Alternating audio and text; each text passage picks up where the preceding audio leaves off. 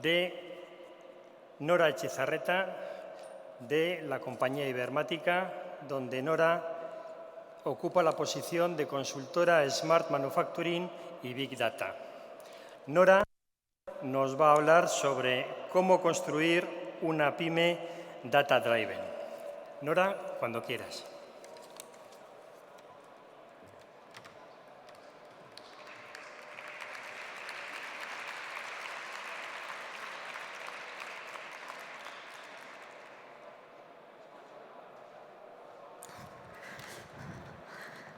Vale, bueno, muchas gracias primero al Grupo SPRI por invitarnos y darnos la oportunidad de hablar aquí y de compartir nuestras experiencias. Bueno, soy Nora Echezarreta, vengo de Ibermática y aquí os voy a hablar hoy de cómo construir una pyme data driven. Siendo una pyme data driven aquellas pymes donde el dato está en el centro de la toma de decisiones. Muy breve, para aquellos que no nos conozcáis, Ibermática es una compañía de tecnologías de la información y comunicación cuyas actividades se centran en la consultoría, en la integración de sistemas de información, implantación de soluciones de gestión empresarial y luego también outsourcing. Estamos presentes en una gran variedad de sectores, entre los que se encuentran utilities, salud, administración pública e industria. Y bueno, construimos soluciones específicas sectorialmente. En este sentido, yo trabajo en Ibermática Industria, donde tenemos, digamos, soluciones propias que van desde la ingeniería hasta la planta. Tenemos nuestro propio sistema MES, nuestro propio sistema ERP y eso, tenemos soluciones con una visión integral que ayudan a nuestros clientes a transformarse en una industria 4.0. En este sentido, somos un partner que acompaña, digamos, a nuestros clientes en sus procesos de transformación digital desde la concepción y la consultoría hasta la ejecución e implantación de soluciones Industria 4.0. Pero bueno, hoy estamos aquí para hablar de cómo construir una pyme data driven. Y bueno, en este tipo de congresos, no sé vosotros, pero yo a veces me saturo un poco de oír palabras de IoT, inteligencia artificial, servitización.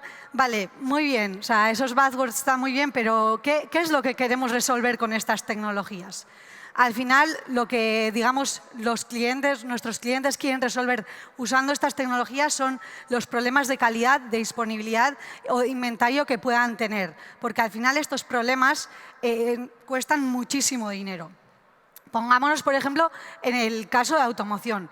Un problema de calidad. Un problema de calidad ya no son, digamos, solo los costes del scrap generado, sino que ahí también están involucrados los costes que cuestan los operarios, los turnos extra que hay que hacer, los transportes urgentes que hay que hacer para, digamos, cumplir con esos plazos que se han fijado en los contratos de suministro, los costes de calidad o de imagen de la empresa. Y esto, pues ahora mismo se controla o bien con la experiencia y know-how internos, con mantenimientos preventivos que aseguran una alta disponibilidad de las máquinas y con la estandarización de los procesos, pero el mercado cada vez nos exige más. Nos exige más calidad, nos exige más customización, nos exige más disponibilidad y mayor reacción. Y esto, digamos que este salto en la excelencia operacional, de tal manera que podamos hacer piezas buenas a la primera, solo es posible haciendo también un salto en la manera en la que hacemos las cosas.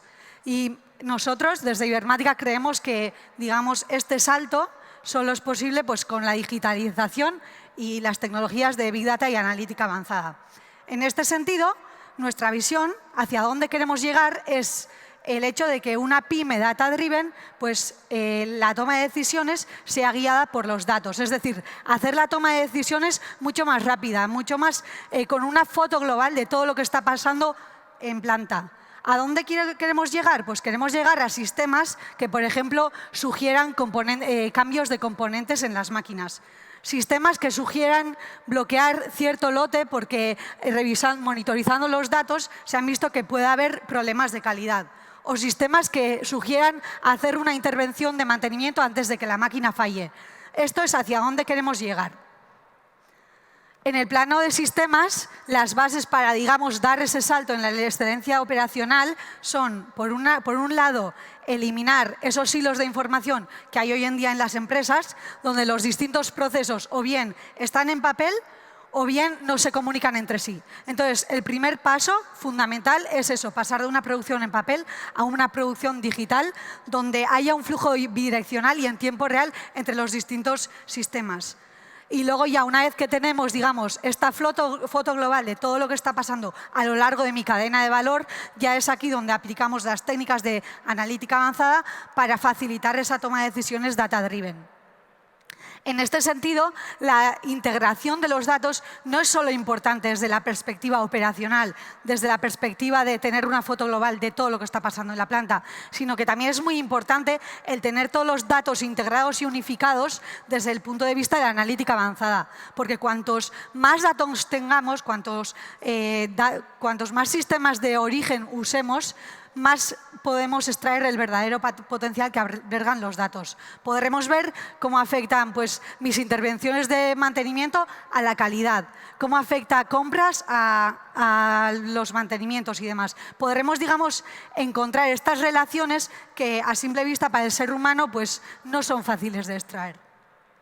En este sentido, quería daros unas pinceladas de qué es lo que podemos hacer en el sector industrial con las técnicas de analítica avanzada. El primer tipo de analítica avanzada es la descriptiva, que nos dice qué es lo que hacemos. Y esto, bueno, es algo que ya muchas empresas hacen, que tienen forma pues, como informes de paradas y producción, informes de calidad o de mantenimiento. El siguiente paso es hacer la analítica de diagnóstico, que nos dice por qué ha pasado algo. Es decir, podemos saber por qué hemos tenido un defecto de calidad, por qué ha habido una parada de producción. El siguiente tipo es mirar hacia el futuro, anticiparnos a algo que vaya a pasar. Y aquí es donde pues, podemos hacer cosas de mantenimiento predictivo, podemos también predecir roturas de stock en la parte de gestión de inventarios. Y ya el último, y digamos lo que otorga una mayor ventaja competitiva a las empresas, es la analítica prescriptiva, que ya no solo predice, sino que nos sugiere acciones óptimas a tomar para alcanzar esos puntos de operación óptimos. Aquí podemos hacer pues eso, programas de autorregulación de líneas, luego también pues, maximizar la vida útil de las herramientas. Hay, digamos, muchos casos de uso en ese sentido. En este sentido, nosotros en Ibermática nos apoyamos tanto en técnicas tradicionales que llevan funcionando muchos años y que han probado su robustez, como técnicas más del estado del arte, como pueden ser pues, técnicas de redes neuronales, deep learning o process mining. Pero bueno, antes comentaba que la integración de los datos, el hecho de tener todos los datos en una misma base de datos es muy importante. Es por ello que nosotros también, a la hora de hacer este tipo de proyectos, hemos concebido un data lake analítico para la industria que lo que hace es unificar todos estos datos del sistema MES, del sistema ERP, del sistema para el control de calidad, de la sensórica y demás. ¿Y esto para qué? Pues para proveer a a los usuarios finales con inteligencia sobre la que pueden tomar acciones. En este sentido, un aspecto que cobra especial relevancia es el modelo de datos, el cómo estructuramos estos datos. Y a la hora de estructurar todos esos datos y darles una semántica, un contexto, nos hemos basado en estándares de referencia de la industria 4.0, como son la RAMI 4.0 o la ISA 95. Esto nos permite dos cosas. Una, abstraer la parte operacional de la parte de la analítica y otra que independientemente de dónde tengan nuestros clientes sus datos, se pueden conectar a nuestro data lake analítico y usar todas las funcionalidades que hemos desarrollado para hacer analítica avanzada. Nosotros llevamos mucho tiempo trabajando en este tipo, en analítica avanzada a lo largo de muchos sectores y eso nos ha permitido pegarnos con la realidad y también pues, detectar los retos principales que obstaculizan, poner este tipo de sistemas en producción. Uno, lo que comentaba, son los hilos de información que hay en las empresas. El segundo, un reto muy importante y que es el principal problema a la hora de hacer este tipo de proyectos es la poca calidad de los datos que tenemos, que tienen las empresas y la falta de estandarización de este tipo de proyectos. Y el último, y al que yo considero que va a ser un reto estos próximos años, es que la analítica avanzada ahora mismo es, una tecnología bastante elitista que muy pocos pueden entender. Y nosotros, como una empresa que provee soluciones a la mediana y pequeña empresa, creemos que aquí hay mucho trabajo que hacer para, democratizar este tipo de tecnologías y hacer que los resultados que nos proporcionan estas herramientas sean entendibles para todos, sean comprensibles para todos. En este sentido, las soluciones en las que trabajamos son pues, la integración de los datos, luego también procesos para la medición y monitorización de la calidad de los datos, o también pues eso, pues herramientas de visualización avanzada y experiencia de usuario. Pero bueno, antes comentaba que también queríamos compartir pues, experiencias reales que hemos tenido a la hora de construir una pyme data driven. Y bueno, Pierburg es una empresa que forma parte del grupo KSPG AG, que es líder mundial en diseño, desarrollo y producción de componentes para el automóvil. Hacen sistemas para la gestión de gases de escape y válvulas EGR.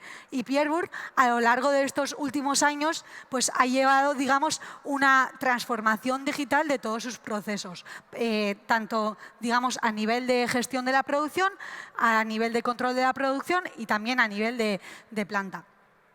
En este sentido, pues, una cosa que ha hecho Pierburg es poner un sistema MES para controlar la producción, luego también poner un GMAO para controlar los mantenimientos, también ha puesto una herramienta que permite el reporting digital de los autocontroles de calidad y luego también lleva toda la trazabilidad unitaria de las piezas que fabrica en tiempos de ciclo menores de 30 segundos. Todo esto integrado. Un caso de uso que queremos presentaros en este sentido es el sistema que se ha implantado en Pierburg para la trazabilidad digital de las tarjetas Kanban, que está integrado completamente con el sistema MES, GMAO y SAP. Esto al final lo que permite a Pierburg en un sector tan, digamos, tan exigente como el de la automoción es evitar la sobreproducción, evitar tiempos de espera por recepción de materiales y luego evitar movimientos innecesarios a lo largo de la planta y tener los niveles de stock ajustados. ¿Cómo funciona este sistema? Pues bueno, para aquellos que no conozcan el sistema Kanban es una forma de, digamos, controlar el flujo de materiales a lo largo de toda la cadena productiva. Y entonces nosotros eso, llevamos una trazabilidad digital de estas tarjetas. Entonces, una vez que el operario carga el material en la operación que vaya a hacer, hace una lectura del código de barras de esa tarjeta Kanban física, lo cual se registra en el sistema MES y el sistema MES notifica esta carga de la tarjeta Kanban al sistema ERP. El lote de material va pasando por distintas operaciones hasta llegar a la última operación, donde el operario de nuevo hace una lectura del código de barras de la tarjeta Kanban, donde el sistema MES notifica al sistema de ERP que, digamos, se ha consumido ese material. Al mismo tiempo, en esta última operación, el operario también hace un escaneo del código data matrix de la pieza, lo cual permite evitar problemas de mislabeling. Entonces, con esto que tenemos, el sistema ERP tiene una visibilidad total de dónde está en qué operación y con qué consumos está la tarjeta Kanban a lo largo de todo el proceso productivo, lo cual permite eso, tener los niveles de stock pues mucho más ajustados. Este es, digamos, un caso de uso, entre otros, que surge de eso, de tener una digitalización integrada de todos tus procesos. Otro caso de uso que queremos presentaros es el Data Lake analítico que hemos implantado en Pierburg, donde estamos, digamos, volcando esta información, la información proveniente del sistema MES, del sistema GMAO, de los autocontroles de calidad que realizan los operarios y luego los parámetros de sensórica. Todos estos datos los volcamos en el Data Lake analítico, donde tenemos funcionalidades para la medición de la calidad de los datos, porque lo que comentaba antes es, digamos, un hito que define el éxito o el fracaso de este tipo de proyectos. Luego también tenemos algoritmos de analítica avanzada que permiten pues entender qué es lo que más afecta al OE, en el caso de Pierburg, de la línea de montaje. Luego también pues entender cómo podemos mejorar este OE o también pues detectar anomalías, por ejemplo, en los parámetros que se usan para medir, que se usan en la parte de trazabilidad. En este sentido, ¿qué tipo de resultados podemos obtener con este tipo de algoritmos? Pues bueno, diagnósticos causa-raíz, que nos permiten saber eso, qué es lo que desencadena que mi OE esté por debajo del OE objetivo. Otro tipo de resultados que tenemos, pues el saber cómo afectan los distintos parámetros de sensórica a si obtengo piezas OK o no OK. Otro tipo de resultados, detección de anomalías. al final estamos monitorizando estos datos pues, cada X tiempo. Entonces, con esa monitorización pues, detectamos que algunos datos están fuera de la normalidad, de tal manera que se avise al operario de que, oye, que revise digamos, esa operación o ese elemento en concreto. Luego también podemos ver qué variables que afectan o son las más críticas, pues por ejemplo, a la hora de obtener rechazos en cierta operación. Podemos saber qué variables habría que monitorizar para, digamos, mejorar o empeorar los rechazos en cierta operación. O también, por último, usando técnicas de analítica prescriptiva, somos capaces de hacer una búsqueda automática de parámetros óptimos. En este caso, pues, el algoritmo detecta aquellas variables críticas que hacen que una pieza sea OK o no OK y detecta pues, los valores óptimos para obtener el máximo número de las piezas. Pero lo que comentaba antes, por muy sofisticado que sea el algoritmo, luego el reto también está en cómo comunicamos esto a los usuarios finales, que muchas veces no tienen una formación especializada en estos ámbitos y que seguramente en un futuro, al menos en la mediana y pequeña empresa, nosotros no concebimos que haya estos perfiles tan especializados. Por lo que estamos trabajando continuamente en mejorar las visualizaciones de los datos de tal manera que podamos trasladar todas estas conclusiones a aquellos usuarios finales y de tal manera de que puedan tomar, digamos, decisiones de manera inmediata y de manera intuitiva. Aquí os muestro, pues, algunas visualizaciones en las que seguimos trabajando, pero lo que comento, estamos poniendo mucho esfuerzo en eso, en llegar a esa visión donde el operario o el responsable de producción o de calidad pues recibirá una recomendación o un mensaje para mejorar su proceso productivo y mejorar su excelencia operacional. En este sentido, quiero acabar la ponencia recordando, digamos, una frase que oí hace un mes en el congreso que hubo de máquina herramienta, donde decían: el dato no arranca la viruta. Y es algo que oímos mucho pues, en los clientes. Nosotros producimos piezas, sí, eso está claro, pero el dato desde luego que no arranca viruta, pero sí que te ayuda a eso, a hacer más y mejores piezas a menores costes. Muchas gracias a todos y, bueno, cualquier duda ya sabéis. Gracias.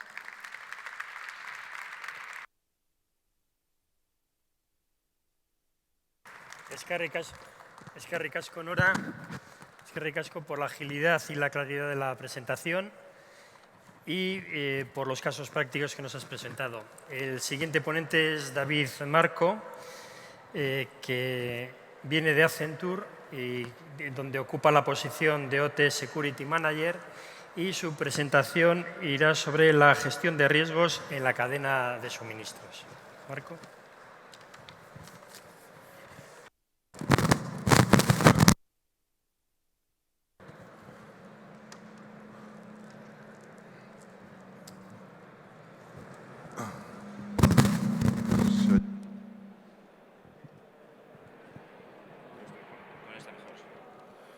¿Se me escucha? Sí, ¿no? Primero, muchas gracias por estar aquí, por invitarme, y para mí es un honor presentar sobre todo un tema muy importante que creo que todos nos olvidamos de él, ¿no? Es la gestión de riesgos en la cadena de suministro, visto también desde la parte de ciberseguridad, ¿no? Como todos veis, todo el mundo que está aquí, hablamos de Industria 4.0, hemos pasado desde un modelo lineal, donde estábamos el proveedor, el fabricante, el distribuidor, el proveedor de logística, el minorista y el cliente. La transformación digital ha hecho que metamos en toda esta cadena lineal, metamos otros componentes más críticos, ¿no? Y ha sido un modelo de interconexión, ¿no? ¿Esto qué ha provocado? El modelo de interconexión ha provocado que tengamos otros proveedores externos que lo que van a hacer es que toda nuestra cadena de suministro que era lineal entre en gente de terceros que no tengamos controlados, ¿no? Como un proveedor de cloud, un proveedor de instalaciones, una IT externalizada, un asesor de riesgos legales, un proveedor de oficina, incluso material de oficina que tengan que pedirnos desde otro sitio. Al final, todo esto, lo que tenemos que ver es que la tecnología, mucha gente habla de tecnología hoy, muchos fabricantes, aquí vemos que hay muchos fabricantes fuera expuestos, ¿no? no es el problema. El problema son las personas y cómo vemos todo lo que es la cadena de suministro, ¿no? Al final nos vemos que hay mucha más tecnología, más datos, más transacciones, más usuarios, y esto lo que conlleva es a tener más riesgos. Si nos ponemos a ver un poco todas las estadísticas que hay en Internet, que están publicadas y son oficiales, la cadena de suministro se ve afectada sobre todo, vemos que el 80% de todas las brechas de información se originan en la cadena de suministro. Es decir, no nosotros mismos como empresa, como industria, estamos libres, sino que los terceros que nos suministran, ya sea, como he dicho antes, el que nos suministra desde el material de oficina, el que se conecta para pedirnos por SAP, temas logísticos, tema de transportes, tema de material, están más expuestos muchas veces incluso que nosotros porque no los controlamos. El 45% de las brechas de seguridad fueron atribuidas a colaboradores anteriores. Es muy importante que cuando tenemos un colaborador, a ese colaborador, cuando deja de darnos servicio, darlo de baja. Eso pasa en muchas empresas, que los colaboradores anteriores, externos, siguen estando dando de alta en nuestros sistemas. Es importantísimo que todo lo que termine un contrato o finalice, lo consigamos dar de baja en todos nuestros sistemas y no puedan acceder a nuestra compañía. Luego, el 72% de las compañías no tienen visibilidad completa de todos sus suministradores. ¿Cuántas grandes compañías tienen un listado de todos los que les suministran material, energía, luz, agua, etc.? Es importantísimo tener un listado completo de todos los suministradores en la cadena de suministro, desde el primero al último. Y luego, el 59% de las compañías no tienen un proceso de evaluar la ciberseguridad. Aquí meto la ciberseguridad porque es importantísimo ver, no solo hacia nosotros, sino hacia las compañías que nos dan servicios, qué ciberseguras son. Es importantísimo que las evaluemos. Y luego, el 40% de las campañas de ataque están dirigidas al sector de fabricación y servicios. Yo creo que aquí la mayoría de la gente que está y este congreso es mucho fabricación y muchos otros servicios, ¿no? ¿Por qué es importante la cadena de suministro? Pues aquí si veis hay unas cuantas frases en las que todos damos por hecho cosas que al final no se cumplen, ¿no? Siempre pensamos que hay una herramienta de gestión de proveedores, que el SAP aborda esto, que hay una herramienta específica para gestionar el riesgo, que la gestión de riesgos de cadena de suministro no añade realmente valor, que en caso de una interrupción mis proveedores estarán obligados a informar de manera proactiva, cosa que nunca pasa. Puedes tener un riesgo en un proveedor y nunca te va a informar muchas veces a ti. Son asunciones que damos por hechas, pero que nunca se cumplen. ¿Y dónde están los riesgos clave? Pues si veis hay unos cuantos puntos que deberíamos seguir todos, ¿no? Si queremos en cierta manera conservar nuestro valor, ¿no? Los proveedores de servicios o hardware con acceso físico o virtual a los sistemas de información a código de software IP. Es importantísimo que cualquier proveedor con servicios hardware no tengan acceso físico o virtual a nuestros sistemas. Luego, prácticas de seguridad a la información débiles por parte del proveedor. Tenemos que exigir a todos los proveedores que nos dan servicio, sea cual sea, en cierta manera que también tengan cierta parte de ciberseguridad o cumplan ciertas normas o estándares. Luego, el software comprometido comprobado a proveedores. Importantísimo también que el software que nos venden o que se instala sea seguro. Luego también nos encontramos con vulnerabilidades de la seguridad en el software, en la gestión de la cadena de suministro en sistemas de proveedores. Igualmente, todo el software que hay en la cadena de suministro, aplicaciones hechas a medida, desarrolladas para nuestra compañía, deben ser seguras. Y luego otra cosa que pasa mucho, falsificación de hardware o malware incrustado. Muchas veces nos dan malware o hardware con malware incrustado y no somos capaces de identificarlo. Y luego almacenamiento de datos de terceros agregados de datos. ¿Cuánta gente o cuántos suministradores tienen acceso a nuestras bases de datos, a nuestra información de clientes, a información importante para nuestra empresa? Aquí sí que veis un poco los riesgos, los tipos de riesgos y a qué nos afectan, ¿no? Tanto a rentabilidad como a crecimiento. Un ataque a la cadena de suministro nos puede perjudicar tanto en la pérdida de productividad, aumento del coste de trabajo, aumento del precio de los productos básicos, reducción de la calidad del producto, daño reputacional, pérdida directa de las ventas. Y si veis en la rueda, al final hay un riesgo financiero, igualmente un riesgo reputacional, un riesgo operacional. Cualquier problema que tengamos en la cadena de suministro nos va a ser seriamente perjudicial a nuestra empresa, a nuestra industria y no va a perjudicar tanto en productividad, imagen de marca o cualquier otra cosa que os podáis imaginar que nos perjudica como marca y como compañía. ¿Cuáles son los objetivos? Deberíamos tener identificados a todos los proveedores o suministradores de terceros que nos den servicio como empresa o como compañía. Importantísimo, tener un listado con cada uno de los proveedores o suministradores. Luego, comprender la relación o exposición al riesgo de terceros, es decir, cada uno de esos proveedores en qué me puede comprometer o a qué tiene acceso dentro de mi industria o de mi empresa. Y luego gestionar los terceros y sus riesgos asociados.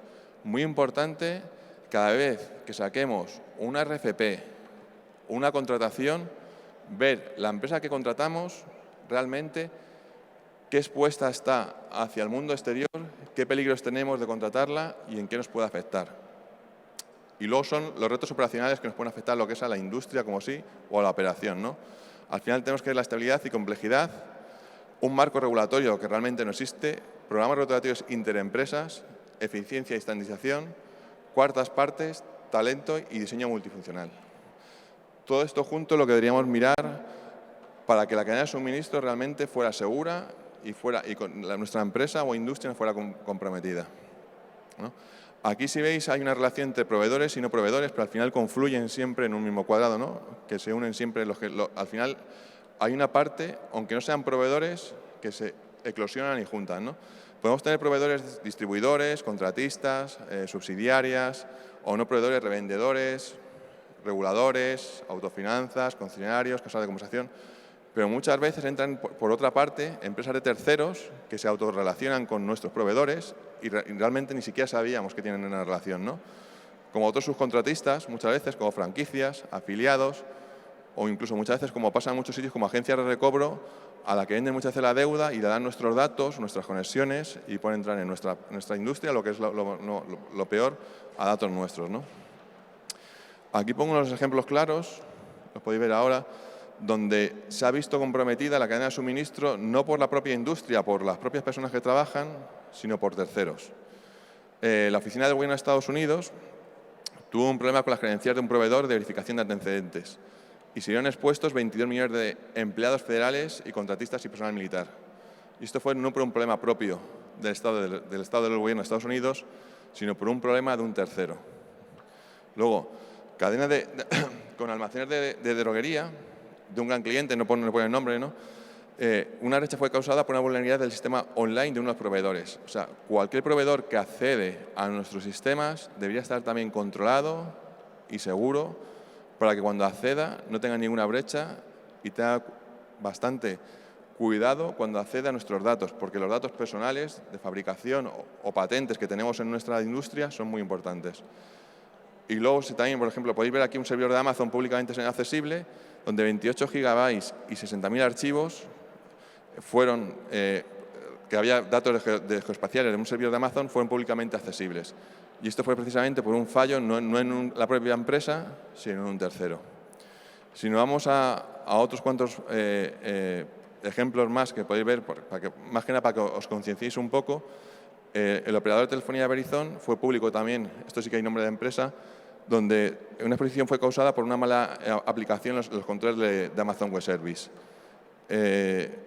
Otro ejemplo más, y luego nos íbamos a la parte más industrial, el Comité Nacional Republicano pues expuso también datos de sus votantes, cosa que también es bastante delicada, ¿no?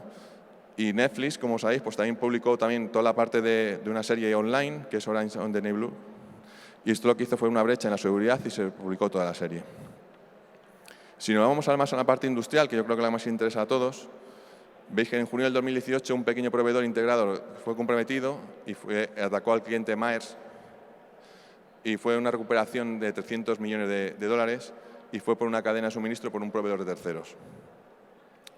Y otro ejemplo que tenemos muy reciente fue a Nissan, a Renault y a Merckx, la farmacéutica y clientes de automoción, donde a través de un ataque de ransomware pusieron en compromiso las dos fábricas de coches y una farmacéutica con parada total de sus fábricas, donde conlleva parada de fabricación, producción de coches y parada de fábrica totalmente con los gastos que lleva añadido, ¿no?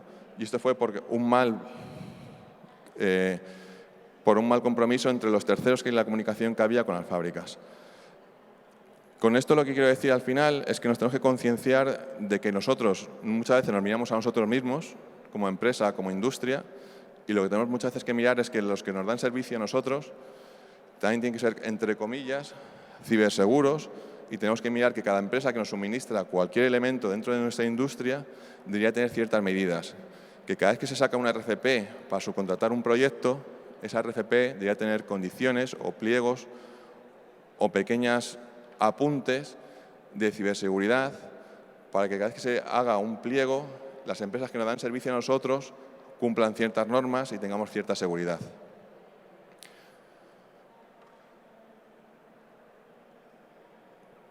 Por mi parte, nada más. Si tenéis alguna pregunta, pues muchas gracias.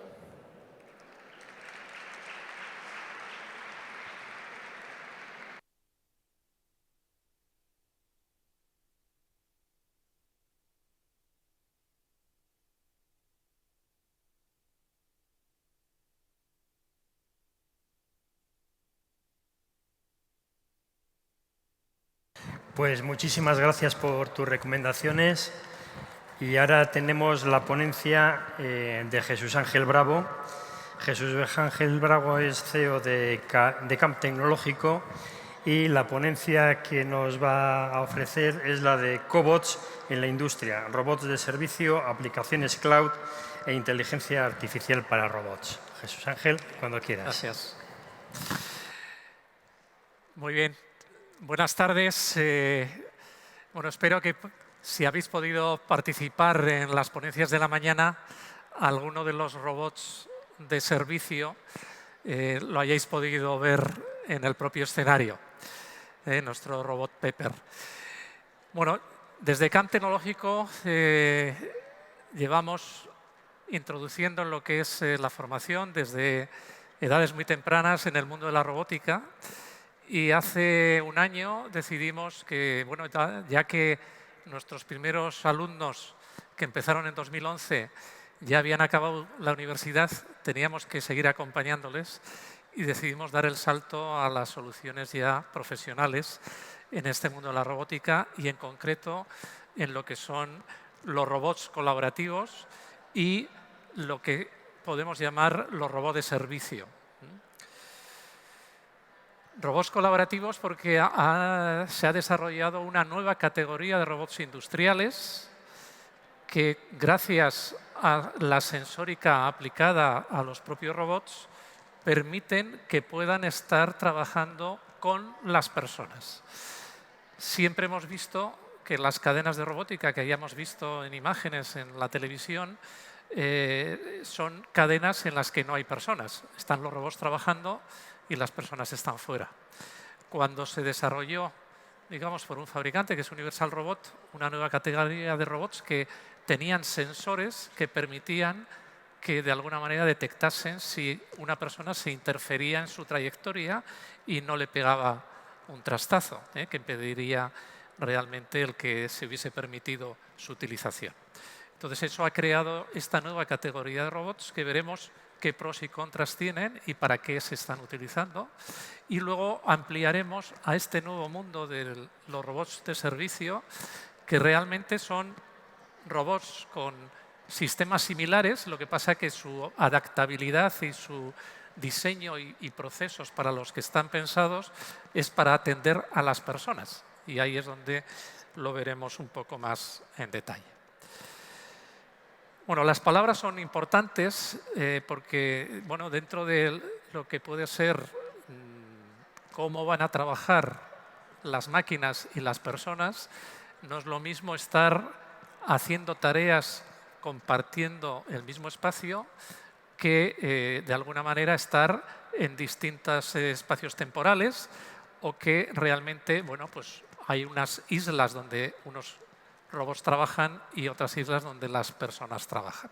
Entonces vamos a ir, digamos, un poco despejando estas múltiples perspectivas de cómo puede ser la implantación y la utilización en los sistemas, digamos, en planta, para ver realmente en donde claramente ocupan su papel esta nueva categoría de robots. Bueno, en la ponencia de la mañana, digamos, la ponente del MIT estaba hablando que bueno, la cuarta revolución industrial ha tenido una aceleración importante en uno de los aspectos por la famosa ley de Moore, que realmente la capacidad de cómputo y de proceso de los sistemas electrónicos está alcanzando ya capacidades que resuelven una serie de problemas necesarios para poder extender esa utilización en otros ámbitos. Pero no se ha resuelto todo. No se ha resuelto todo porque a veces la problemática es que para poder resolver, vemos las imágenes en la parte izquierda de la pantalla, que hay muchas tareas que todavía las personas son capaces de resolver y es muy difícil que un sistema automatizado la resuelva. Es decir, hay mucho camino todavía por recorrer. Luego veremos la velocidad en la que se están adoptando los sistemas robóticos, porque en esa ley de Moore, que lo que permite es resolver la ecuación de coste y la ecuación de disponibilidad, muchas cosas que hoy en día todavía no están disponibles, lo estarán en pocos meses. Es decir, este es un proceso, digamos, en aceleración constante para ello.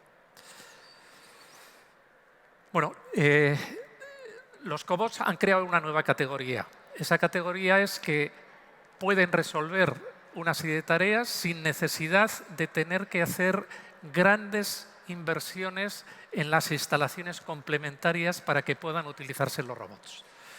Pero el hecho de que un robot sea colaborativo no quiere decir que la tarea que tiene que resolver la pueda hacer junto a personas, porque os voy a poner un ejemplo. Ese robot colaborativo está sensorizado, puede detectar a una persona, pero si en el cabezal se le ha puesto una cuchilla porque la función que tiene que hacer es cortar algo, pues claro, la solución completa, aunque el robot sea colaborativo, no puede estar junto a las personas.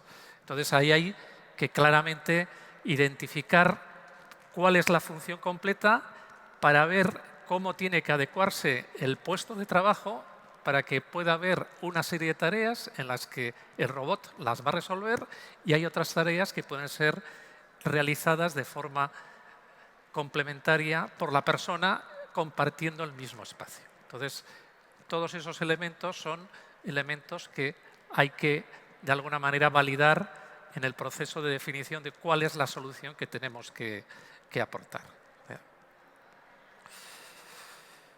Bueno, antes decía que la solución, la disponibilidad de estos sistemas robóticos en el momento en que la razón económica y la funcionalidad que aportan dan ventajas claramente palpables, pues eso genera una explosión en el número de sistemas que se están instalando a nivel mundial. Y no solamente en los países más, digamos, de costes de mano de obra mayores, sino que vemos, por ejemplo, que China claramente es el país en el que más sistemas robóticos se están produciendo, porque para garantizar procesos de calidad o para garantizar, digamos, productos a un coste razonable, también hay que seguir automatizando los procesos. Realmente, claro, no todas las tareas son colaborativas. Hay muchas tareas que claramente son de interfase, es decir, hay una tarea que se resuelve por una serie de máquinas y cuando acaba alguien o algo tiene que, digamos, encaminar a otro proceso.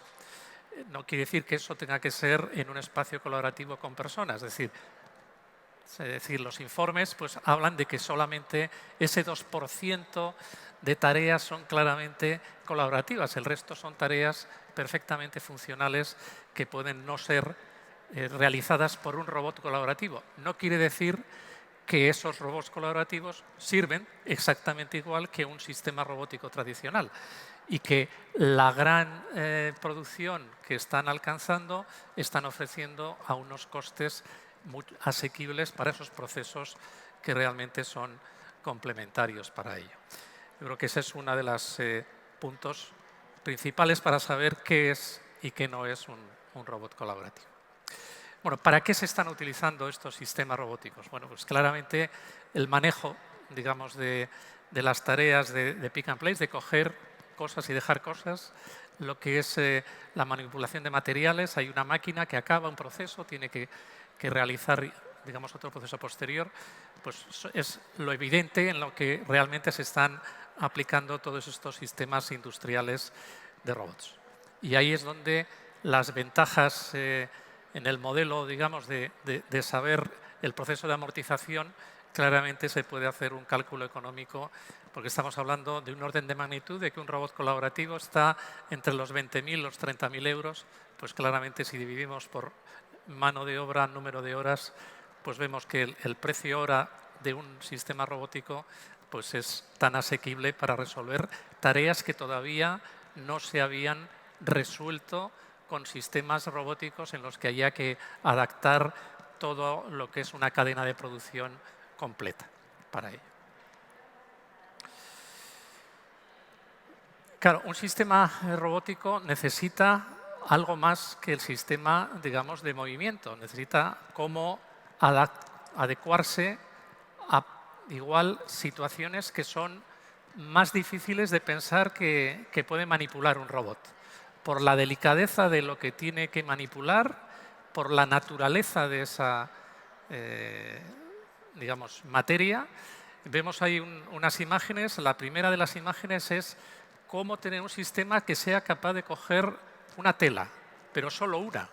Es decir, algo que en la industria textil todavía los intercambios, se ha automatizado mucho los procesos de patronaje, de corte, pero luego cuando se va a pasar a coser, alguien, un humano, coge una tela y la pone en la máquina de coser. Bueno, pues están desarrollando sistemas que simulan, digamos, cómo coge dos dedos para realmente adecuarlo a ese proceso. O si tengo que manejar, digamos, superficies muy complejas o muy frágiles, ¿cómo lo puedo hacer con este tipo de sistemas? No sé si el vídeo no puede... No. Bueno, los sistemas robóticos, para que cumplan su función, necesitan información. Esa información, de alguna manera, se la tienen que proveer, digamos, elementos complementarios al propio robot. Y aquí es donde vamos a entrar un poco en este proceso de la sensórica, la computación en la nube, para ver cómo se le va dotando de inteligencia para que el robot pueda resolver tareas que si no exigirían la intervención de una persona para hacerlo. Desde que Apple lanzó un teléfono, un ordenador en forma de teléfono, podemos poner como ejemplo que Tesla fabrica robots en forma de coche y que gracias al sistema de computación integrado y a la capacidad de conexión que el vehículo tiene, se le aporta una funcionalidad que permite, pues, el sistema más evolucionado ahora en el mercado de navegación autónoma. Bueno, este sería un concepto, es decir, un robot o un coche, en este caso, gracias a que tiene un sistema de redes neuronales que permite trabajar con las imágenes que capta y con los sensores complementarios que tiene, puede resolver situaciones que si no, no tendría que estar el conductor, en este caso, resolviéndolo. En el caso de la computación en la nube, lo que nos va a aportar es que lo que no podría tener por la integración que el propio robot tiene para su sistema de control, si tenemos que integrar esos sensores adicionales, podemos apoyar el funcionamiento del robot con los sistemas y las capacidades en las plataformas, como ponemos, por ejemplo, decir, todas las grandes plataformas de cloud, es decir, sería Amazon, sería IBM, sería Google, han desarrollado ya, digamos, listo para servir, ya configuraciones especializadas en dar servicio al mundo de la robótica. Si tenemos que trabajar con imágenes, estamos hablando de que tenemos una plataforma que tiene que analizar esas imágenes y en base a redes neuronales ser capaz de identificar qué acción tiene que resolver ese robot. Bueno, si nos apoyamos en una plataforma Cloud Computing, todo lo que es ese proceso de tratamiento de las imágenes la podemos descansar en el servicio que nos ofrecen directamente las plataformas. O sea, realmente ahí tenemos una capacidad, digamos que no tenemos que construir todas las capas de software porque ya nos las dan en forma de servicio para ello. En el caso de IBM tendríamos a Watson como plataforma en la que podríamos apoyarnos en los sistemas de asistentes de voz para que si yo tengo que interaccionar no solamente con elementos manuales, sino a través de la voz, yo podría darle las órdenes precisas al sistema robótico para que él me entendiese. O sea, es decir, o en el caso de Google, pues todo lo que es toda la plataforma basada en TensorFlow, de algún tenemos ahí toda una cadena de elementos que directamente van a servir de apoyo para construir una solución en base a la funcionalidad que necesitamos en la plataforma. Y los sistemas, de alguna manera, se van a construir por bloques, es decir, habrá un fabricante que nos dé una solución, pero que podremos integrarla con otros elementos proporcionados por otros productos para dar la completa solución a lo que necesitemos. Bueno, estaba hablando del sistema de tratamientos de imágenes. Aquí vemos dos casos de ejemplo. La primera es un robot real que se está utilizando en una hamburguesería. Es decir, el que está manejando la plancha para las hamburguesas es un robot.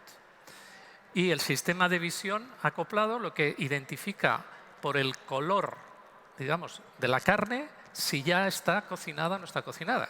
Y directamente, digamos, el robot sacaría de la plancha para poder servir. Este es un caso que se está haciendo. El caso de la derecha es decir, bueno, cuando tengo que resolver tareas que para un humano son muy fáciles, es decir, diferenciar elementos distintos a los robots, digamos, hay que entrenarlos. Bueno, si yo me apoyo en esas plataformas de servicios basados en la cloud, yo puedo tener ya algoritmos de entrenamiento que ya están creados. Entonces puedo utilizar esos algoritmos para resolver esa tarea funcional. ¿Y eso qué está permitiendo? Pues está permitiendo explorar campos que no son los tradicionales de utilización del mundo de la robótica en los procesos de manufactura más clásicos. Estamos hablando de cómo aplicar en el mundo del agro, es decir, cómo tener sistemas que permiten identificar, digamos, cuándo tengo que hacer un trasplante de una planta o una cosecha determinada. Bueno, pues esos son casos nuevos que se están resolviendo. En el mundo de la cirugía, bueno, conocemos desde hace años los robots telecomandados, pero este es el primer caso de un sistema robótico que con un láser, digamos, para cirugía craneal, en el que directamente el robot, desde los escáneres que se han identificado donde tiene que estar en la intervención, hace el proceso. Es decir, nuevos usos que están diariamente, digamos, aplicando toda esa integración. O en exploración, bueno, pues sistemas de copilotaje en aviones, pues en este caso es Boeing, cómo está tratando, digamos, de ver soluciones en las que el copiloto sea un brazo robótico y el piloto sea un humano. Son escenarios de trabajo en los que se están realizando. Bueno, hemos hablado de que los robots pueden tener la forma que sea. Es decir, al final un coche autónomo es un robot con ruedas. Esta sería, y puede llevar personas. Cada vez más en tareas no habituales de trabajo de apoyo, sobre todo al mundo de la ciencia, digamos, laboratorios clínicos, la industria farmacéutica, en tareas que realmente se quiere tener una trazabilidad completa, ahí es un campo de gran utilización para este mundo de sistemas. Y la unión del mundo de la realidad virtual con los sistemas reales, pues esto es un poco lo que en el caso de Toyota están trabajando, es decir, que hay un operador en el que está desarrollando una función que luego es el robot el que, digamos, reproduce, y el operador con la inmersión en realidad virtual tiene, digamos, total control de todo el proceso.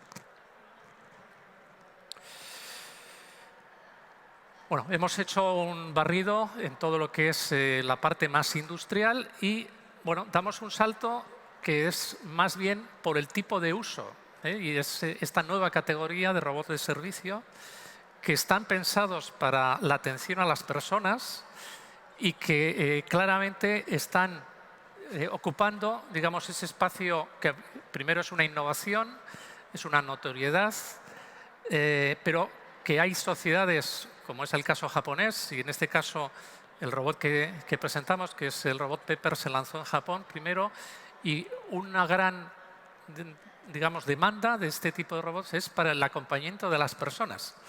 Es decir, bueno, en sociedades que cada vez son más longevas y que son, digamos, más individuales, pues a veces no tienes la compañía de personas y, bueno, pues se está buscando este tipo de robots de servicio que pueden interaccionar, que pueden, digamos, mantener un diálogo contigo y que pueden ser una ventana para la conexión con sistemas basados también en la nube. Para ello. Hay ejemplos bueno, de cómo se está utilizando, bueno, en el mundo del comercio para la atención a los clientes y identificar sus necesidades. La banca, la fotografía del medio es un caso real. HSBC tiene más de 100 oficinas en Estados Unidos en el que el asistente que atiende por primera vez a un cliente es este robot para ello. Hemos hablado, bueno, ese mundo de la atención a las personas se está aplicando en hospitales, se está aplicando en museos, se está aplicando, bueno, como he dicho, en comercios y en el acompañamiento, digamos, a personas, ¿no? como he citado. Bueno, todo este abanico que hemos hecho de recorrido en estos minutos, lo que quería es trasladaros, bueno, que tenemos un gran, digamos, una gran potencialidad y que si aquí en Euskadi queremos tener un cierto liderazgo, pues lo que necesitamos es tener una buena capacitación de personas que al final se pongan al frente de proyectos en los que se utilicen este tipo de sistemas. Igual no somos capaces de ser fabricantes de los robots porque la masa crítica de producción es de alcance global, pero sí seremos capaces de integración, de tener esa capa de software para dar una solución en la que se integran distintos componentes, y yo creo que ese es uno de los retos principales que tenemos como sociedad para mantener una competitividad. Es decir, los robots han llegado para quedarse y lo que tenemos es que saber utilizarlos bien y explorar esos campos de utilización para que eso sea una solución que se pueda ofrecer a nivel mundial. Yo creo que ese es el mensaje que quería trasladaros en estos minutos y por mi parte agradeceros claramente, y con estas imágenes digamos, acabo mi charla.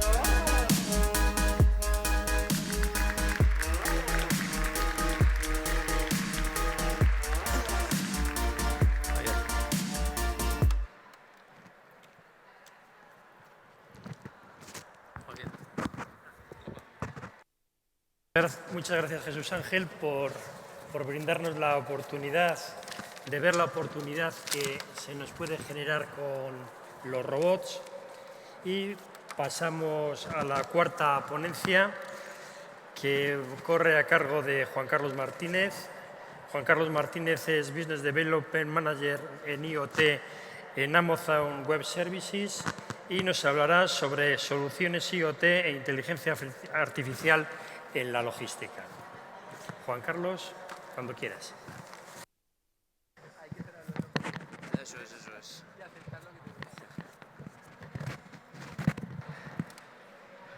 Antes de más nada, muchas gracias a los organizadores por la oportunidad de compartir con vosotros nuestras experiencias. Yo creo que muchos de vosotros nos conocéis por esto.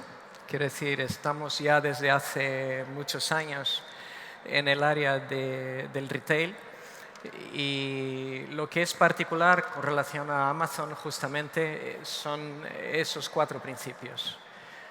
Escalado, quiere decir, todo lo que hacemos realmente tenemos siempre en vista escalado, llegar a niveles globales y realmente dar la capacidad de empezar pequeño y crecer.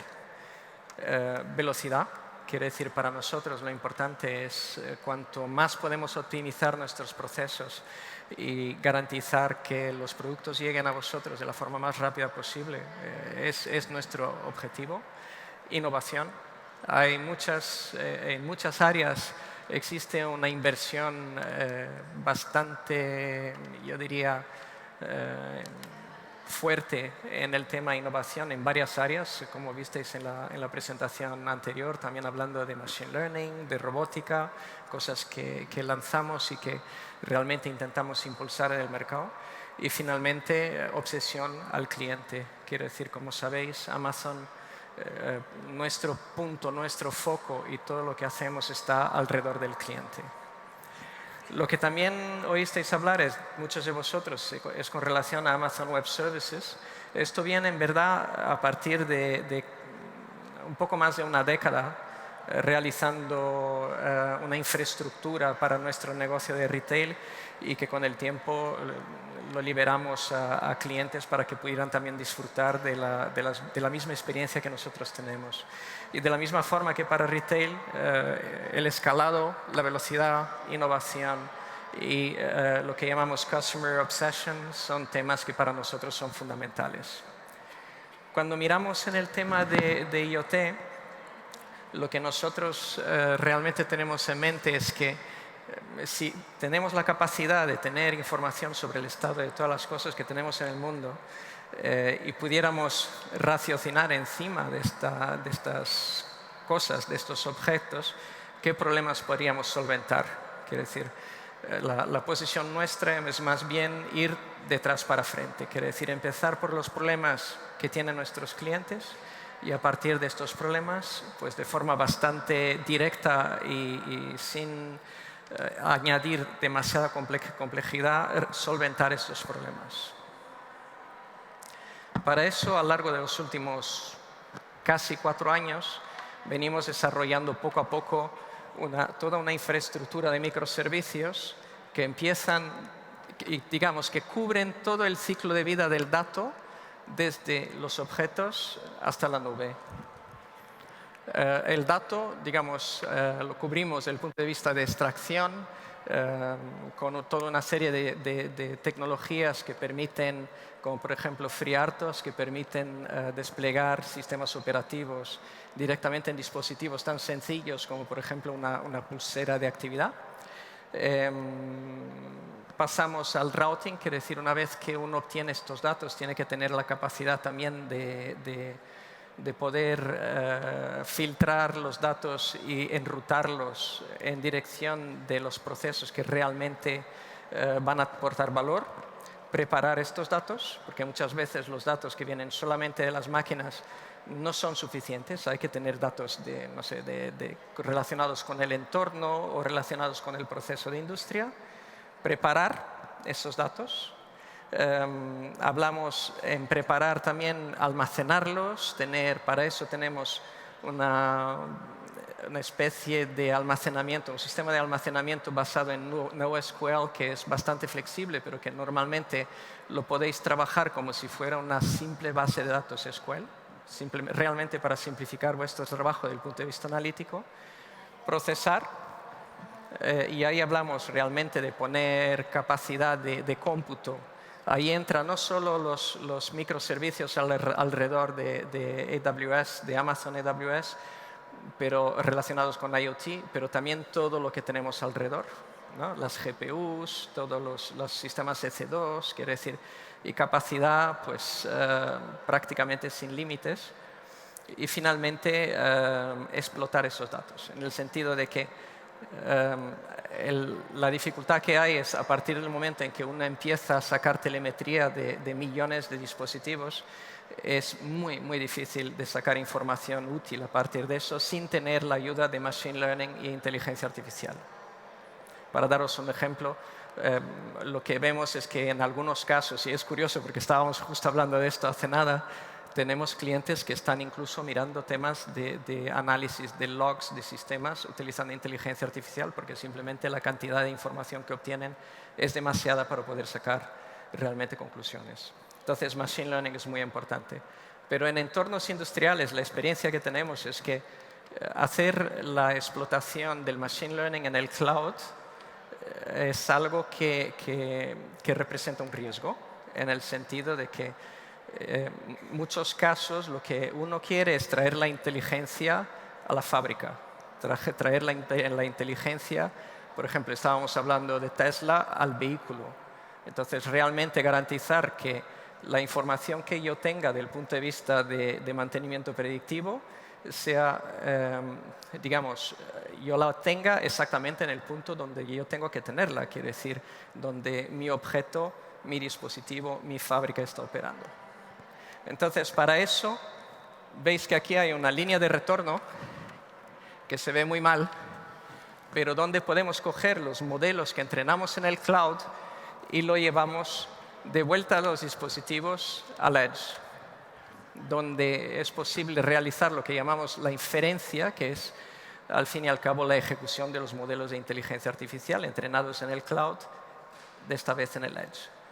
¿Cuál es la ventaja? Pues la ventaja es que muchas veces para entrenar una red neuronal uno necesita de muchísima capacidad y muchísima potencia de cálculo que yo puedo directamente en el cloud, utilizando GPUs y utilizando la potencia adecuada, ejecutar durante un periodo de media hora o incluso una hora y después luego recoger estos modelos y bajarlos de nuevo al dispositivo. La ventaja es que si yo fuera a intentar hacer esto on-premise como una empresa, tendría que investir una cantidad brutal en hierro, ¿no? Otro punto muy importante es que lo que estamos viendo en muchos de nuestros clientes hoy por hoy es que despliegues de soluciones IoT solamente en una región geográfica no es suficiente. Entonces, lo que también es importante es tener la capacidad de ofrecer despliegues de forma sencilla de soluciones que se desarrollan en una región, pero que luego yo puedo desplegar en varias regiones, incluso en China, por ejemplo. Ahora, una de las cosas que también quería presentaros es no solo lo que somos capaces de hacer, porque al fin y al cabo, bueno, son piezas, yo diría, constructivas sobre las cuales podéis innovar y podéis construir de forma muy sencilla vuestras propias aplicaciones y de forma muy rápida. Pero lo que también quería hacer es un poco compartir la experiencia que estamos teniendo nosotros, porque al fin y al cabo Amazon existe hace mucho más tiempo que la solución AWS IoT, y para nosotros la implantación de IoT es un poco muy parecido al camino que vosotros estaréis observando en este momento desde el punto de vista de digitalización de procesos y de sacar provecho de ese tipo de aplicaciones. Entonces decidí mostraros este ejemplo. Esto es digamos, un dispositivo de sortation. Si tuvisteis la ocasión de visitar alguno de nuestros fulfillment centers, algunos de nuestros almacenes, que además, si tenéis voluntad de hacerlo, es totalmente posible, es público, podéis inscribiros, ir a verlos, ver nuestros robots y ver cómo operamos. Pero una de las herramientas fundamentales que tenemos son esos dispositivos de sortation, que son finalmente los dispositivos que permiten coger los paquetes que recibís en casa, ¿no?, y distribuirlos a las varias empresas de logística, y llevándose en cuenta que detrás estamos hablando no necesariamente de transporte por tierra, pero muchas veces también transporte aéreo. Quiere decir que muchas veces detrás de esos dispositivos que están distribuyendo los paquetes de acuerdo a las empresas de transporte correspondientes, puede haber una empresa que va a llevar los paquetes por avión, donde lo que viene a decir que un fallo en ese tipo de dispositivo es un fallo que tiene un impacto muy importante a nuestro negocio. De forma que una de las cosas que estamos haciendo es utilizar AWS IoT nosotros mismos, utilizando toda una serie de parámetros, como por ejemplo utilizando reconocimiento de imagen para identificar los paquetes que entran, su peso, sus características, unidades de medida, cargar esto a partir de AWS IoT al cloud y conjuntamente con información como el rendimiento de los motores de los dispositivos, sensores de vibración puestos en posiciones estratégicas y sobre todo un punto que es muy importante es el consumo energético. Porque aquí tenemos una doble necesidad. Por un lado, la necesidad de controlar el consumo energético e intentar sacar información para poder optimizarlo, porque este es un punto que hoy por hoy es muy importante para todos, ¿no? Sobre todo pensando que lo que queremos todos al final es ir a energías renovables. Y por otro lado, el otro punto muy importante es que muchas veces a través de la asignatura energética y el comportamiento que tienen estos motores eléctricos a lo largo de tiempo dentro de un proceso es lo que da muchas pistas con relación a fallos mecánicos y nos da muchas pistas con relación a mantenimiento predictivo. Claro, una vez que obtenemos todos esos datos y los subimos a la nube, pues ahí estamos en condiciones de realmente empezar a, conjuntamente con los equipos de ingeniería, desarrollar un modelo que sea eficiente para garantizar que la disponibilidad de esos dispositivos sea la máxima posible.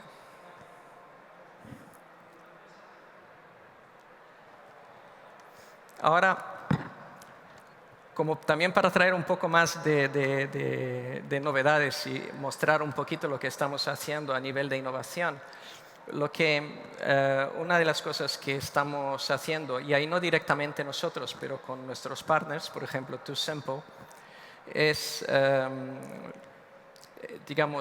conducción autónoma para camiones. Aquí realmente a nivel de logística estamos hablando de la última milla. Entonces, en este caso, TuSimple, utilizando inteligencia artificial, lo que están consiguiendo es lo que llamamos nivel 4 de conducción autónoma, lo que corresponde que el conductor no necesita estar pendiente con relación a la conducción del vehículo, pero que la conducción está limitada solamente a regiones muy bien determinadas. Lo que es interesante es que globalmente este año deberíamos completar 500 camiones de conducción autónoma viajando en el mundo. Un punto interesante es que si observáis el camión veis que es un poco distinto de los que vemos por ahí en el tráfico. Veis que tiene toda una serie de sensores. También porque lo que se llegó a la conclusión es que solamente tener 2 o 3 tipos de sensores no es suficiente para garantizar la seguridad. Entonces esto es uno de los puntos donde hubo que poner máximo empeño y máximo esfuerzo para que funcionara. Eso es un quote. Voy a pasarlo. Es un poco que el tema del cloud es que el objetivo es que para poder llegar a ese nivel de avance, el tema es que no están reinventando la rueda, están reutilizando servicios estándar, servicios que están disponibles y no están, por ejemplo, teniendo que preocuparse sobre los servidores que tienen por debajo, están funcionando, si tienen que monitorizarlos. La idea realmente es pasar a microservicios, donde os liberáis finalmente de mantener las luces encendidas, como normalmente solemos decir. Otro tema que estamos invirtiendo y ahí en diferentes regiones geográficas es el delivery por drones. Y la primera generación ya tiene unos cuantos años, eso lo hicimos en 2016, eran drones que tenían un diseño muy clásico y que tenían su eficiencia en determinadas condiciones, pero que tenían la dificultad de que para entregar paquetes de más peso a más larga distancia y en tiempos más cortos, pues al final no tienen la eficiencia que nos interesaría tener. Entonces, para eso pasamos a una nueva generación, que es una generación híbrida, en la cual lo que tenemos aquí es una mezcla entre un dron digamos, un dron más tradicional con un dron de ala fija. Y en este caso, pues lo que observamos es una mucho mayor eficiencia del payload, una mucha mayor eficiencia, un mayor payload. Esos drones pueden llegar a 25 kilómetros, velocidades de 90 kilómetros por hora y altitudes de hasta 120 metros. Aquí, y eso es el punto importante, utilizamos justamente inteligencia artificial embarcada. Quiere decir, un poco para ilustraros lo que os había comentado antes, que no solo basta tener inteligencia artificial en la nube, pero hay que tener una forma de poder gestionar y llevar esa inteligencia artificial al edge. ¿Okay? Este es un caso típico. Si yo perdiera contacto con el dron, directamente el dron sería incapaz de localizar el punto donde podría aterrizar de forma segura. ¿Okay? Pero no paramos ahí. Quiere decir, en Remars, que es un evento que acabamos de hacer en Estados Unidos, pues se presentó la última tecnología de drones que estamos utilizando. Aquí podemos entregar 2,3 kilos en media hora a distancias de hasta 25 kilómetros. ¿Okay? Esos son temas que son, vale, en regiones urbanas a lo mejor se puede discutir el valor de tener este tipo de vehículo, pero en muchas regiones donde tenemos partes de la población que están realmente aisladas con relación a medios de comunicación regulares, son métodos de distribución que son muy válidos y que pueden ser muy interesantes. Os puedo dar un ejemplo. Existe en Perú, se está utilizando drones de ala fija, por ejemplo, para enviar vacunas a aldeas remotas. Entonces, ese tipo de aplicaciones son aplicaciones realmente interesantes y que hay que continuar desarrollando. Pues, muchísimas gracias. Yo fui un poco más rápido de lo que había planificado, pero si tenéis cualquier duda, pues estamos por aquí y a vuestra disposición. Muchas gracias.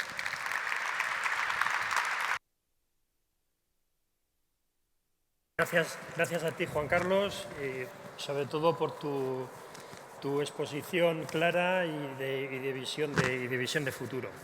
Pasamos a la última presentación. Va a correr a cargo de Javier Ferrer, que es CEO de WhiteTrack, y nos hablará sobre el rastreo y seguimiento total de toda la cadena de suministro para la industria 4.0. Javier, cuando quieras. Muchas gracias. Hola a todos, buenas tardes y muchísimas gracias en primer lugar por estar en esta hora y todo un reto después de un ponente tan bueno.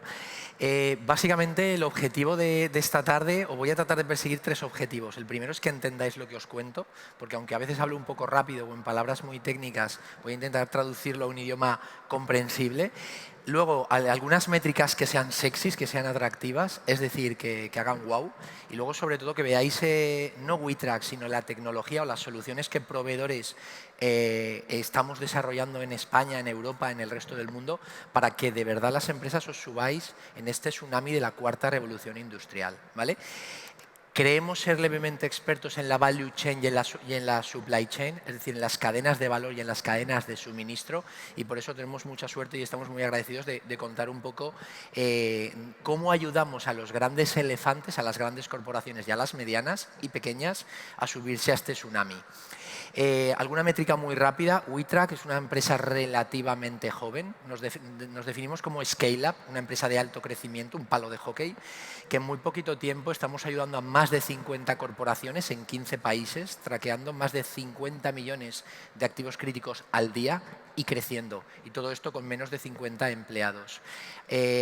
¿Por qué nos aman los clientes? A un cliente le ahorramos 20 millones de dólares en 6 meses, a otro 250 FTEs o trabajadores en procesos no productivos, a otro 1 millón en un mes, es decir, por ahorros.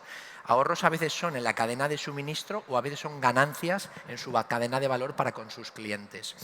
Aquí hay algunos logos de nuestros clientes locales o nacionales, pero sí que damos servicio al entorno de automoción, como es Ford, Volkswagen, el entorno Coca-Cola, sobre todo en Latinoamérica, FEMSA, en Volkswagen, en grandes empresas, pero también en pequeñas. No penséis que la tecnología es cosa ni de grandes corporaciones ni de ricos.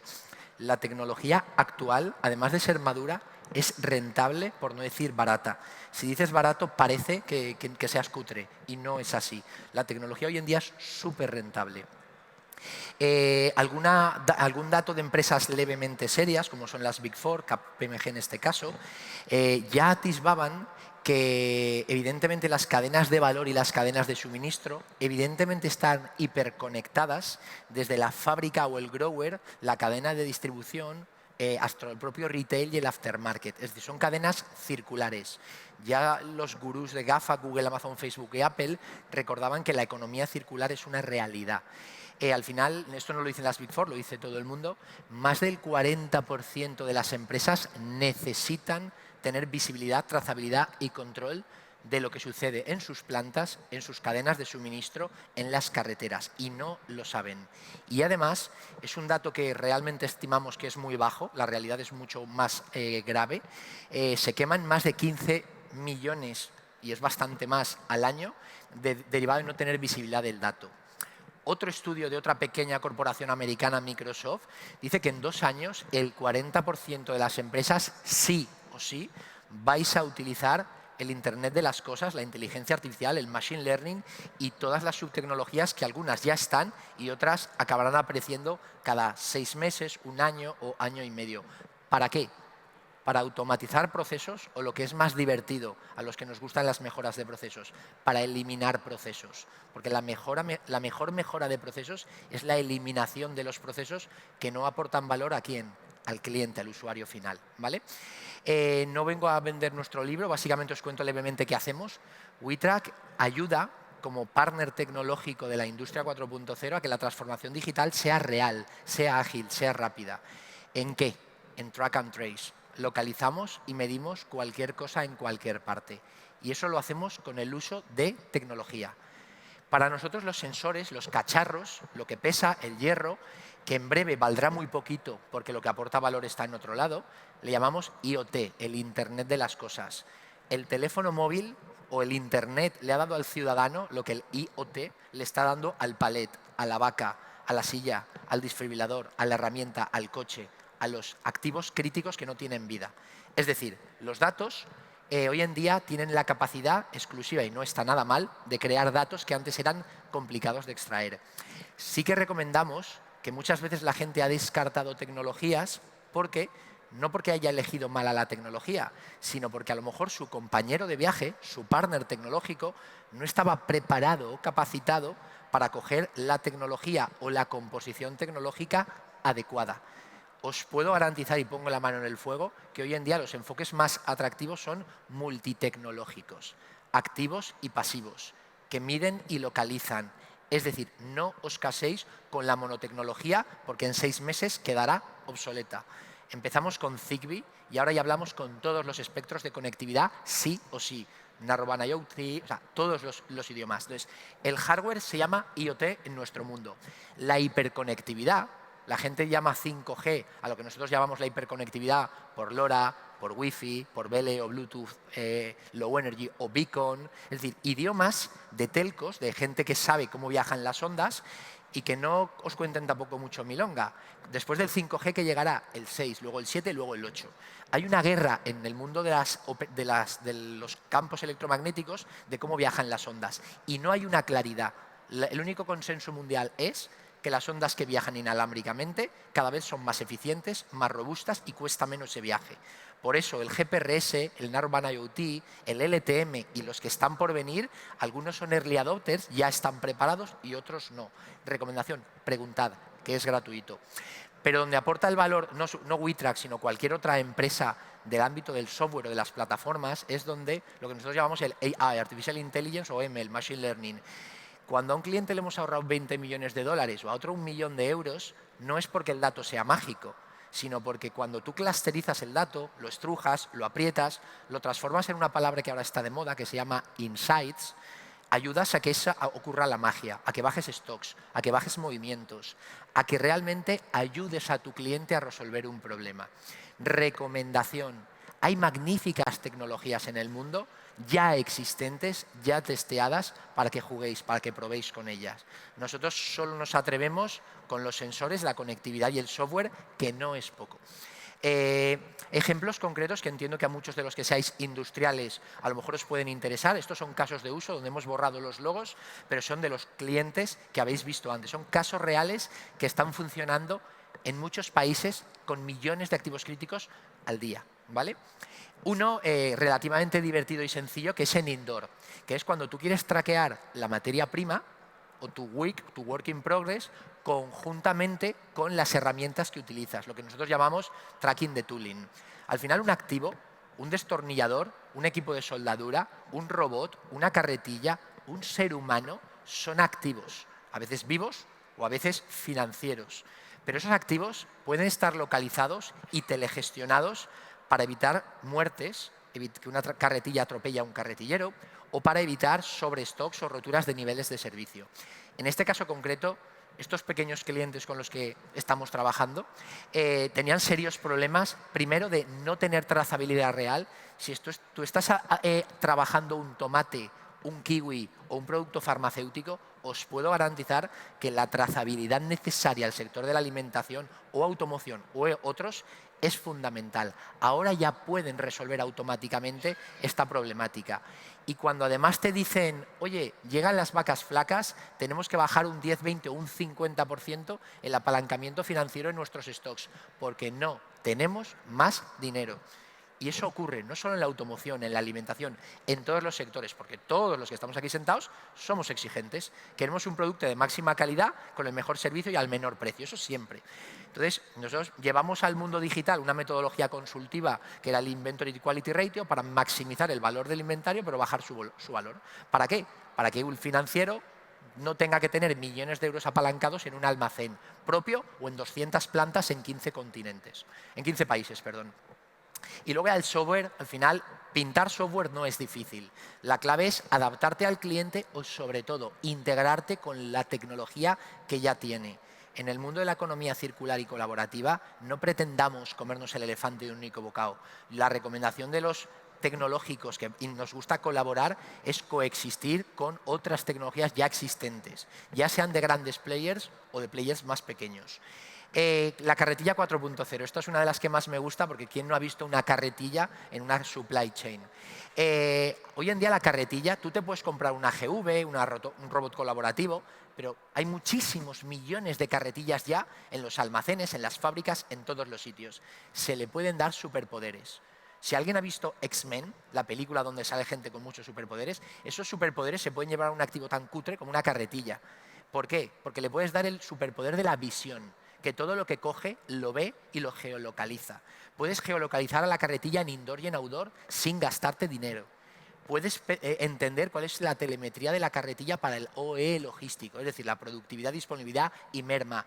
Puedes hacer que una carretilla no mate a carretilleros que he dicho antes. Eso hay países mucho más concienciados con la seguridad y el compliance y le gusta que no haya accidentes en sus fábricas. Puedes hacer tantas cosas simplemente metiéndoles sensores económicos o eficientes, protocolos de conectividad o utilizando la conectividad existente y un par de reglas de negocio lógicas para que ese recurso que tú o tus proveedores están utilizando, o para utilizar menos carretillas o con el mismo número hacer muchísima más productividad, que a quien no le gusta en el mundo de la supply chain ser más productivo. Básicamente, ¿qué se puede hacer en la industria? Se pueden bajar stocks, sí o sí. Se pueden bajar operaciones tanto productivas como logísticas, mejorar los niveles de servicio, reducir los tiempos de ciclo, reducir, por desgracia o por suerte, todo el mundo sabe lo que es la merma controlada, pero la merma descontrolada es cuando el amigo de lo ajeno, el que roba palets, destornilladores o otras piezas, se los lleva a su casa. Todo esto ya se puede controlar, ya no hay excusas para que la merma descontrolada o mercado gris que llaman, sea una realidad de vuestras fábricas, almacenes o cadenas de suministro. Gestión de inventarios. Por desgracia o por suerte, esto es como cuando alguien no utilizaba el teléfono móvil y ahora le dices, ¿cuáles son los ahorros en tu vida por llevar un teléfono móvil? Y yo qué sé, ya no doy tantos pasos, ya no viajo tanto, ya la interconectividad me ha dado muchísimos ahorros. Pues eso es exactamente igual, pero para las cosas, para los activos. También es habitual que este tipo de tecnologías, y así lo estamos haciendo en nuestros clientes, utilicen el concepto que es un poquito más avanzado que el mantenimiento correctivo, que es el mantenimiento preventivo y predictivo. Es decir, Murphy ataca todos los días. Pues vamos a poner barreras a Murphy. Conocemos todos la ley de Murphy, ¿no? Todo lo malo que tiene que pasar, pasa, y en la industria suele pasar antes y pega 2 veces.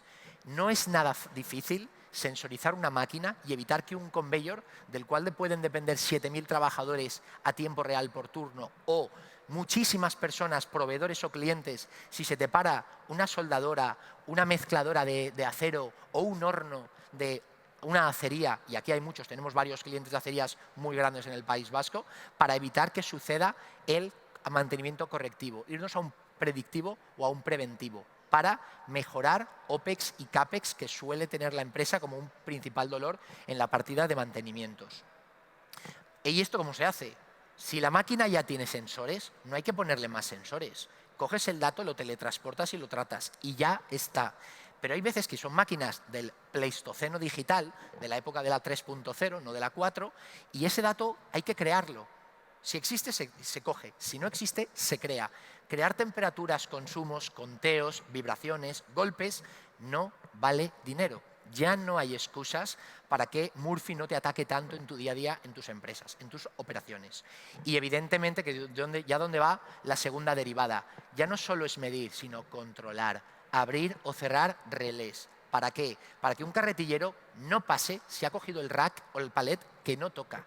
O para que si no se ha hecho una operación de quality assurance, la barrera no se te levanta y tú evitas una reclamación de un cliente porque has detectado a Murphy antes de que suceda. Conclusión, localizar, medir, actuar sobre cosas ya es fácil.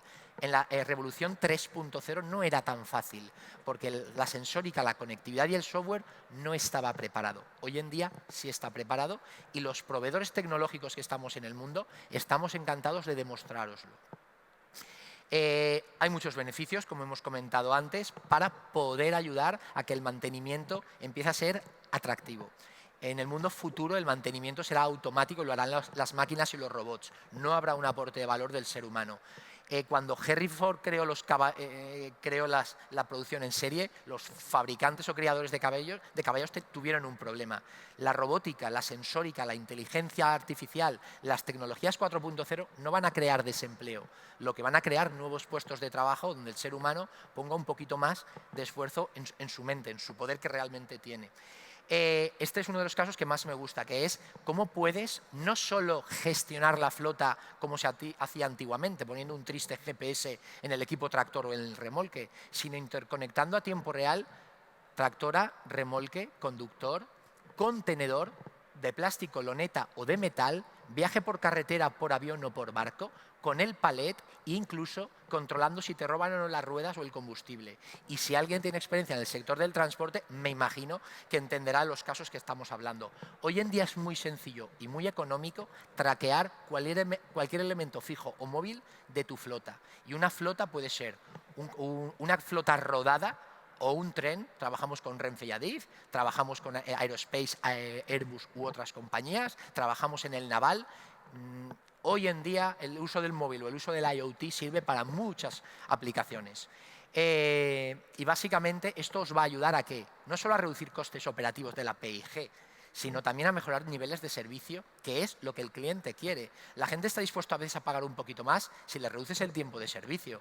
Nos tenemos que adaptar, y no son las factorías del futuro, la cadena de suministro del futuro tiene que ser rápida, tiene que ser segura, tiene que estar conectada, tiene que ser inteligente y tiene que ser rentable, porque como no sea rentable no podréis bajar precios. En nuestro vídeo no somos muy marketingianos porque los ingenieros industriales somos levemente estructurados, pero no de diseño.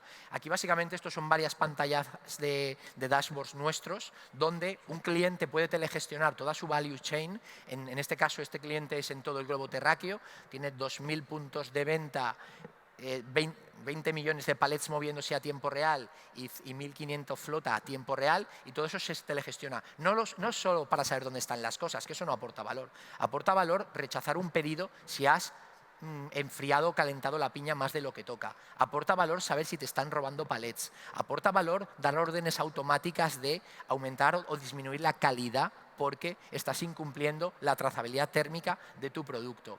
Pintar dashboards o embeberlos en ClickView, en Microsoft, en Watson IoT de IBM, en SAP, es muy fácil en cualquier sistema MES.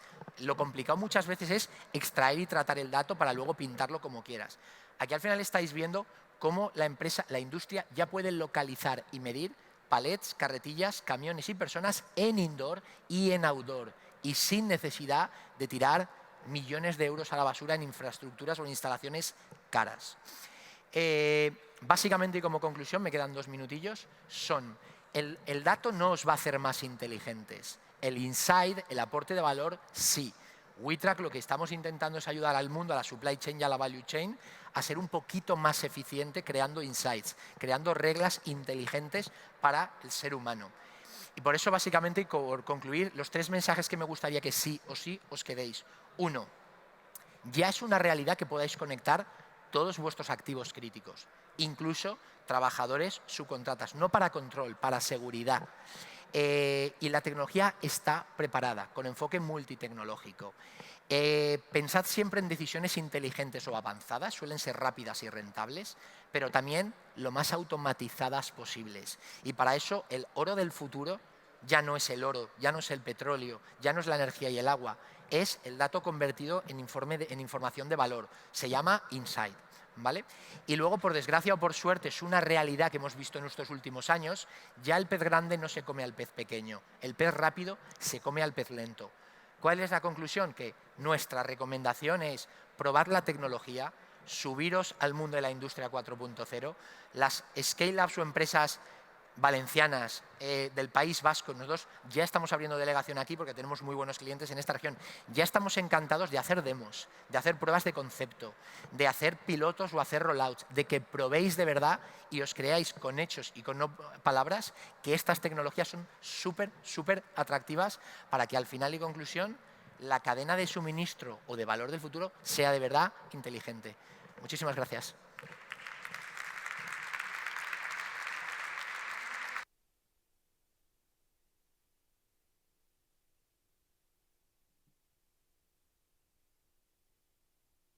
Y con esto ya damos por finalizada la sesión de hoy.